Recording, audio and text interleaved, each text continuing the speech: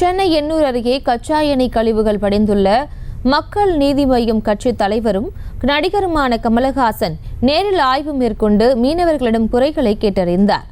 இது குறித்த மேலும் விவரங்களை எமது செய்தியாளர் பிரபு வழங்கிட கேட்கலாம். பிரபு, வணக்கம். மேலும் விவரம். வணக்கம் பிரியங்கா. எண்ணூர் காட்டுக்குப்பம் பகுதியில் எண்ணெய் கழிவுகள் கலந்த பகுதிகளிலே மக்கள் நீதி மையத்தின் தலைவர் கமலஹாசன் ஆய்வு மேற்கொண்டு அந்த பகுதிகளில் இருக்கக்கூடிய மீனவர்களிடம் குறைகளையும் கோரிக்கைகளையும் கேட்டறிந்திருக்கிறார்.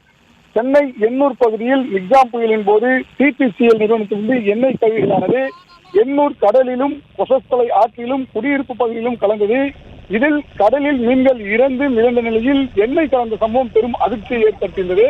அதனைத் தொடர்ந்து மாசு கட்டுப்பாட்டு வாரிய அதிகாரிகள், தேசிய தீர்ப்பாயம், அமைச்சர்கள், கட்சி தலைவர்கள் என பலரும் இந்த பகுதியில் ஆய்வினை மேற்கொண்டார்கள். இந்த நிலையில்தான் தற்போது இந்த எண்ணெய் கழிவுகளால் பாதிக்கப்பட்ட மீன் பகுதியில மக்கள் நீதி மையத்தின் தலைவரான கமலஹாசன் ஆய்வு மேற்கொண்டிருக்கிறார். ஃபைபர் படகு மூலம் பாதிக்கப்பட்ட கடற்பகுதிகளுக்கு சென்ற அவர் கரைக்கு திரும்பி அந்த பகுதிகளில் இருக்கக்கூடிய மீனவர்களிடம் அவருடைய குறைகளையும் கோரிக்கைகளையும் கேட்டிருந்தார். பின் இங்கிருந்து இந்த கச்சா எண்ணெய் பாதிப்புகளால் பாதிக்கப்பட்ட குடியிருப்பு பகுதியான எர்ணாவூர் பகுதிகளுக்கு தற்போது சென்றிருக்கிறார். பிரியங்கா, செய்திகளை உடனுக்குடனும் துல்லியமாகவும் தெரிந்து கொள்ள சப்ஸ்கிரைப் பண்ணுங்க.